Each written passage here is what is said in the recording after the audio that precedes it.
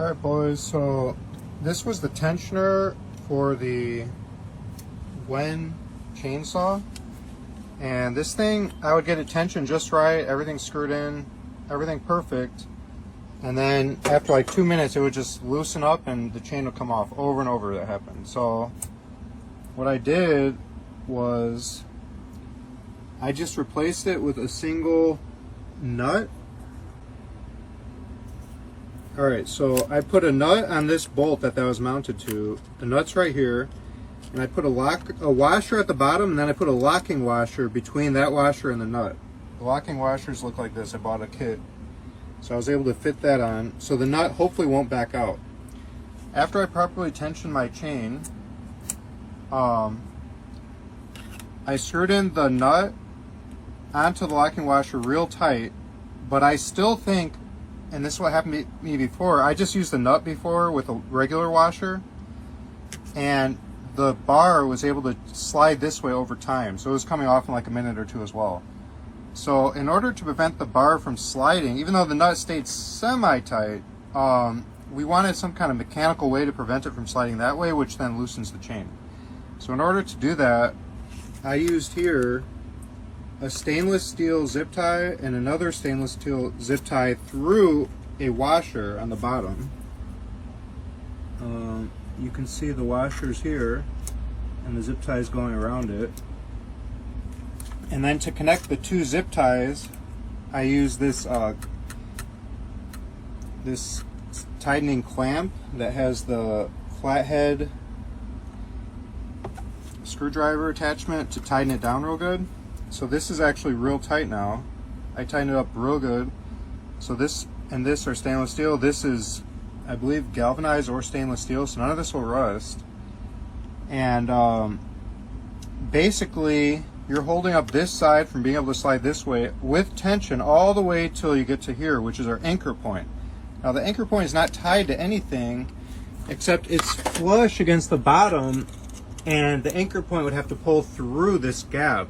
And there's no gap for it to pull through if the bar is relatively flush to here.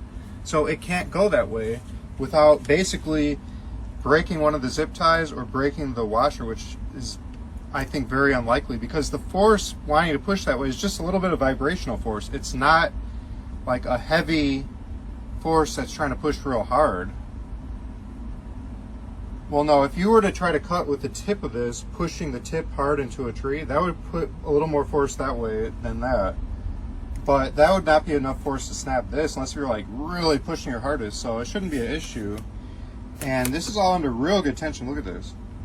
Like, the saw is moving, these are not. So I tightened this up real good, and yet it's still got some play. Now, when you want to change the chain, you would simply undo this, loosen it way up, and you would loosen this nut up.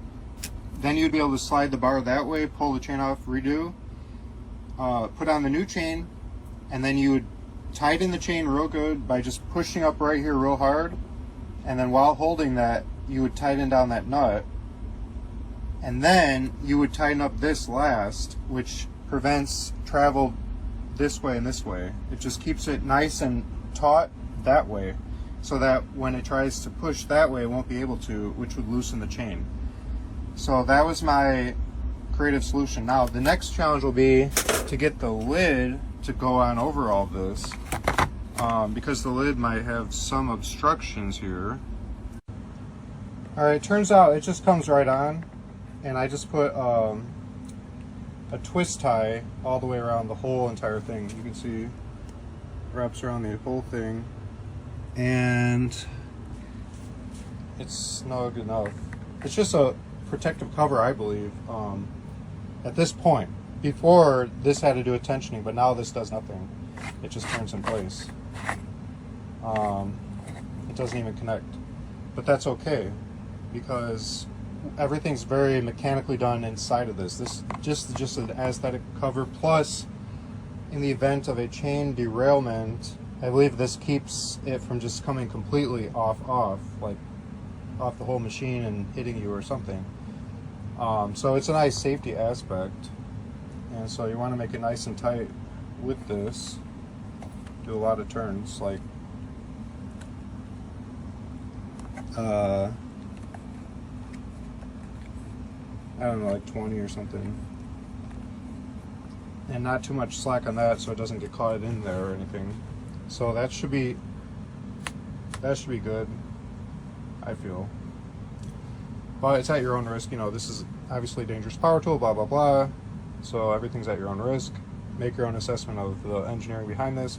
But what I can tell you is this thing was failing every time. So I'm hoping this will be a lot better. And I think it should be now.